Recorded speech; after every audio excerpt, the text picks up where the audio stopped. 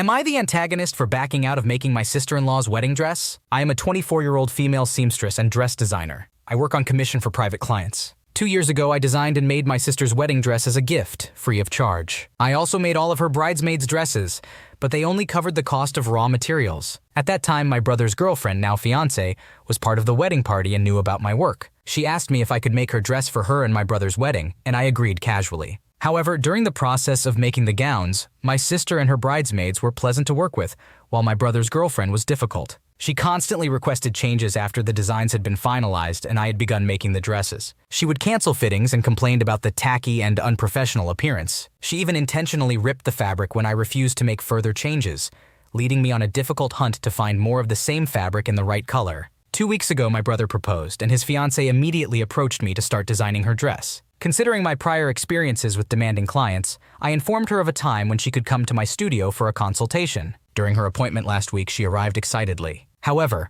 when I presented the pricing and options, she became furious, claiming it was unfair to charge her since we were family, and I had provided free dresses for other family members. I kindly explained that, much like any other wedding vendor, I charge for my work. I also suggested we explore the most affordable package if cost was a concern. She completely lost her temper at this point, yelling and insulting me, belittling my work, and insisting she was doing me a favor by granting me this opportunity. Despite my attempts to calm her down for a discussion, she only grew worse, even knocking over one of my display cases and causing damage to glass, beads, and expensive jewelry. Fed up, I finally yelled at her to leave my studio before involving the police. Later that day, my brother called and berated me for my behavior towards his fiancée. I explained to him that I would gladly make her gown and her bridesmaids' dresses at a fair price. However, he became even more upset, suggesting that since I had made our sister's dresses for free, I should do the same for his fiancée. Now, my parents and brother are angry with me. They threaten to exclude me from the wedding unless I make a free dress for his fiancée.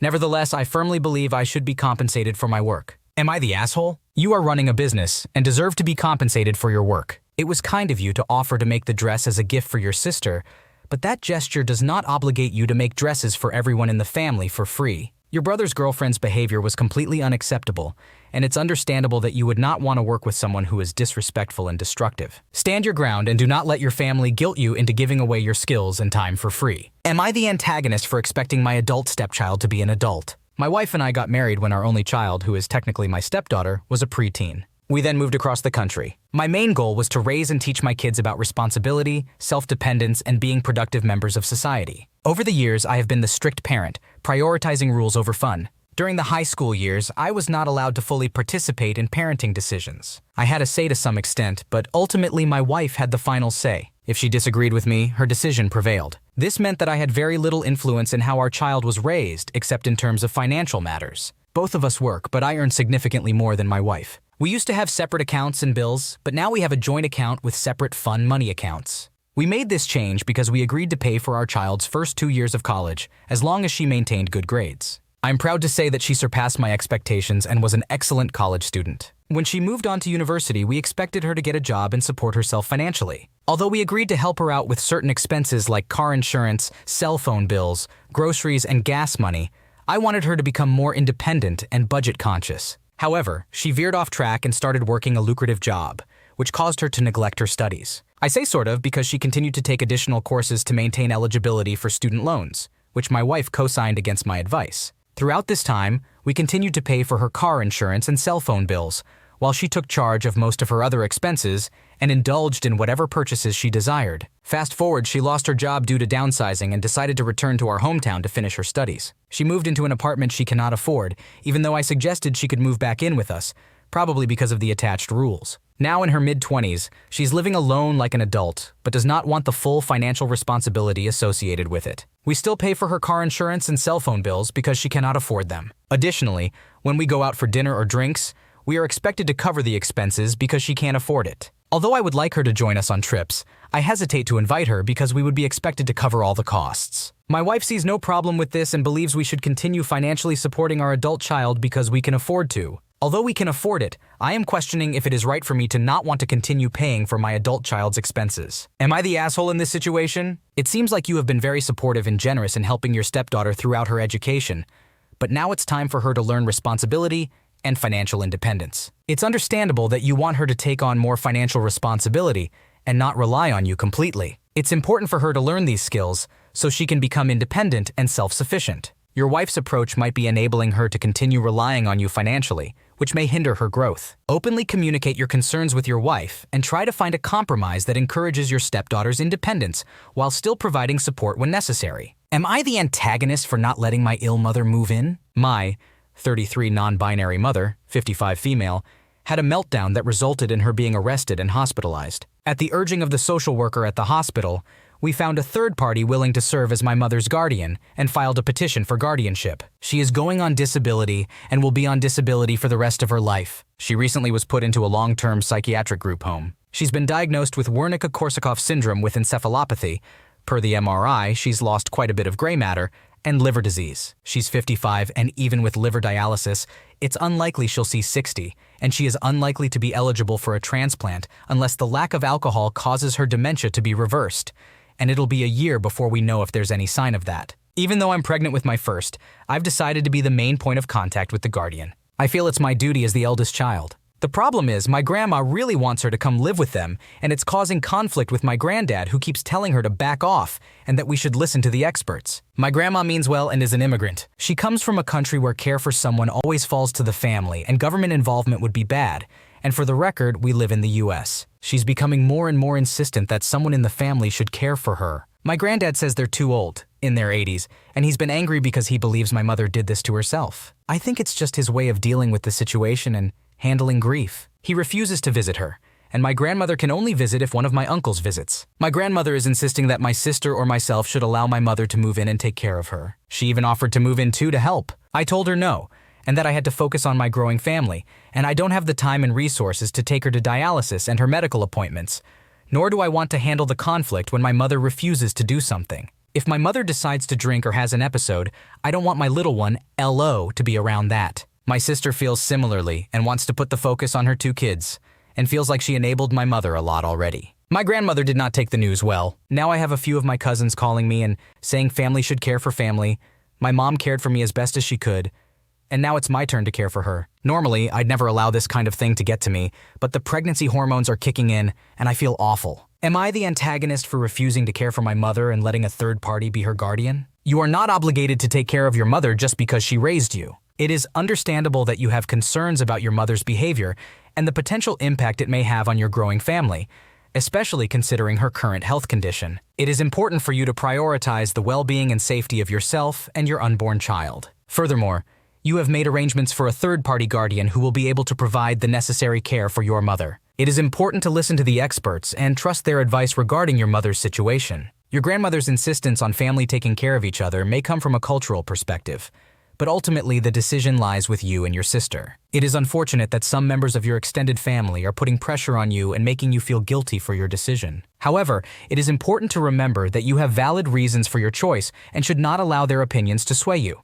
Take care of yourself and focus on your growing family. Am I the antagonist for not wanting my soon-to-be brother-in-law at my wedding? I, a 26-year-old female, am about to get married to my wonderful fiancé, a 28-year-old male. He and I have been together for 5 years, and our wedding is set to take place in spring. So, for some backstory, when I was 18, I went on one date with a guy who was also 18. We went out to dinner, and I thought we had a really great time and that I really liked him. After our date, I texted him telling him I had a great time and I would love to meet him again. He responded by thanking me, expressing that he enjoyed our date but didn't feel a connection with me. He didn't want to continue seeing me because he felt it wouldn't be fair. I was heartbroken, but I moved on. 3 years later, I met my now husband. At the time, I had no idea who he was related to. We hit it off instantly and fell deeply in love. It wasn't until 6 months later, when I was having dinner with his family and his brother was present, that I realized his brother was the guy I went on a date with. I explained this to my husband and he was fine with it. I also messaged his brother, expressing that I didn't know they were related and that I really liked my now husband. I asked him not to let our past together disturb my relationship. He responded by assuring me that everything was fine. However, his brother has consistently flirted with me since then. Whenever we meet him for dinner, he flirts with me right in front of my husband, complimenting my appearance or suggesting food options he thinks I would like. He also tries to make me jealous by bringing a girl with him when we're out with the family. He kisses her on the cheek, talks to her nonstop, and flirts with her. I've kept quiet about this to avoid causing any issues between him and my fiancé. However, with wedding planning and sending out invites, I couldn't stay silent any longer. I told my fiancé that I don't want his brother at the wedding because of his constant flirting and attempts to make me jealous. My fiancé seemed shocked and asked when this happens, wondering if his brother does these things when he's not around. I explained that it happens when he is present. My fiancé laughed and asked if I was serious or joking. This angered me, and I told him that if he couldn't see how disgusting his brother's behavior is, then he isn't who I thought he was. We have barely talked since then. I received a text from his brother apologizing if he ever made me feel uncomfortable and assuring me that he had no intention of doing so. However, my fiancé is still angry with me. Was I really wrong for expressing my concerns? I just want to have the happiest day possible without having to worry about his brother causing issues. You are not the asshole in this situation. It's understandable that you would feel uncomfortable and uneasy with your fiancé's brother's behavior. You have been honest and open about your feelings, and it seems like you have tried to address the issue in a calm and reasonable manner. Your concerns are valid, and it's important for your fiancé to support and understand how you feel. It's not fair for him to dismiss your feelings and make you question your sanity. Your fiancé's brother's behavior can be seen as disrespectful and inappropriate, and it's reasonable for you to not want him at your wedding if he continues to make you uncomfortable. However, it's essential to keep the lines of communication open between you and your fiancé. Try to have a calm and honest conversation with him, explaining your perspective and how it impacts your happiness. It's important for both of you to find a resolution that respects your feelings while maintaining family harmony. Overall, you have the right to set boundaries and prioritize your own well-being on your special day. Am I the antagonist for not wanting to share my water with my sister and telling my mom I wish she had an evil daughter? So, I, 16-year-old female, started playing tennis and wanted to take the sport seriously. I'm also trying to have a healthier lifestyle by exercising and such. One thing I wanted to do was drink at least 2 liters of water per day. Today, while my family was out, I grabbed an empty bottle of Coke that held exactly 2 liters, filled it with water, and put it in the fridge. About 10 minutes later, my family came home and my 13-year-old sister took the bottle of water out of the fridge to drink. I told her not to and explained why, suggesting she get water from the sink instead. The water in the bottle was also from the sink. My mom completely overreacted and got angry at me, claiming I should never deny water to someone as if my sister was dying of thirst in the desert. In reality, she had easy access to water from the sink. When I pointed this out to my mom, she argued that my water was cold while the sink water was not, even though the temperature difference was minimal. Then she had the audacity to say she was ashamed of herself for having such an evil daughter. This hurt me deeply, especially because it's not the first time my mom has said hurtful things like that to me. So I snapped back at her, saying I wish she would have a truly misbehaved child who did terrible things so she could understand what it's like to have a genuinely evil daughter and stop calling me one. This only made her angrier, and she began yelling things like, "Are you wishing that your mother has a terrible life? Are you insane?" She even threw in the old "you're just like your father" line. I ended up retreating to my room, but what she said really hurt me. Perhaps I was being unreasonable in not wanting my sister to drink my water, I don't know. It's just that I've been working hard to maintain a healthy lifestyle, and instead of supporting me, my mom only makes things more difficult. Anyway, am I the one at fault here? Based on the information provided, it seems like you are not the asshole in this situation. Your intention was to ensure that you have enough water for your personal goal of drinking 2 liters a day, which is a reasonable and healthy goal. It was not unreasonable to ask your sister to drink water from the sink, especially considering that the water in the fridge was not significantly colder. Your mother's reaction, however, seems disproportionate and hurtful. Calling you evil and making personal attacks on your character is uncalled for. It is understandable that her lack of support in your healthy lifestyle journey is frustrating, but her response was inappropriate. Regarding the comment about wishing bad upon your mother, it is understandable that you were hurt and lashed out in the heat of the moment. However, it is generally not productive or healthy to wish harm upon others. In conclusion, based on the information provided, you are not the asshole in this situation. Am I the antagonist for refusing to call my stepmom my mom or my parent in a video tribute for her 50th birthday? My stepmother is turning 50 in a few weeks, and my younger siblings and father are planning a video tribute for her. My 7-year-old sister asked me to call her mom for the video, believing it would make everyone happy. I agreed to speak on the video but declined to refer to her as my mom. This upset my sister, who asked why I didn't want to make her mom happy on her birthday. I explained that while I could acknowledge how awesome she is not my mom. My father became more involved in the discussion after that. He mentioned how much their mother wishes I would acknowledge my stepmother as my second mom and argued that if I couldn't do it for her milestone birthday, then when would I? I responded that I would never do it. I pointed out that we had discussed this extensively in the past, but my dad suggested that things often change as kids grow up and develop an appreciation for someone's presence. I explained that I could appreciate my stepmom and even like her, but that wouldn't make her my second mom or make me want one. My 5-year-old and 6-year-old siblings were brought into the discussion as well, although it felt more like my dad trying to pressure me into doing what they wanted. They had previously asked why I didn't call my stepmom mom and why I didn't want her to be my mom too. My 7-year-old sister even offered to share her mom with me because she believed I shouldn't be without a mom. I explained that I do have a mom, but she passed away. To provide some background, my mom passed away when I was 7 and my dad married my stepmom when I was 8.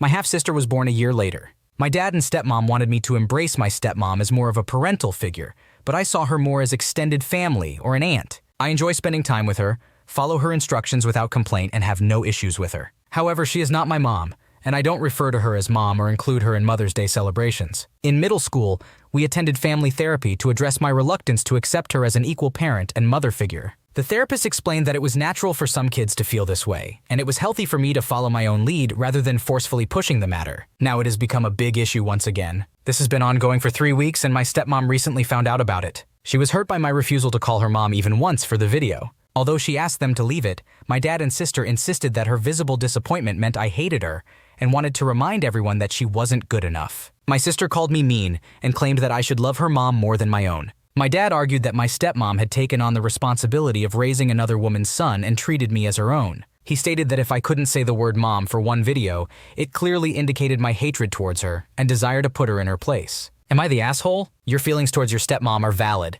and it is completely understandable that you don't feel comfortable calling her mom. You have a right to define your own relationships, and the therapist's advice to follow your lead should be respected. It is unfair for your dad and siblings to pressure you into doing something that makes you uncomfortable. Grief and loss are very personal, and it is insensitive for them to expect you to replace your biological mother with your stepmom. Your dad's accusations that you hate her or consider her not good enough are unfair and manipulative. It is important for your family to understand and respect your boundaries. It doesn't mean you can't show appreciation for your stepmom or acknowledge her in a different way. You can still participate in the video and express your gratitude for her without undermining your own feelings. Thanks for watching. When you subscribe, make sure to hit the bell to turn on notifications so you never miss a video. To finish listening to all the stories, check out the playlist in the description.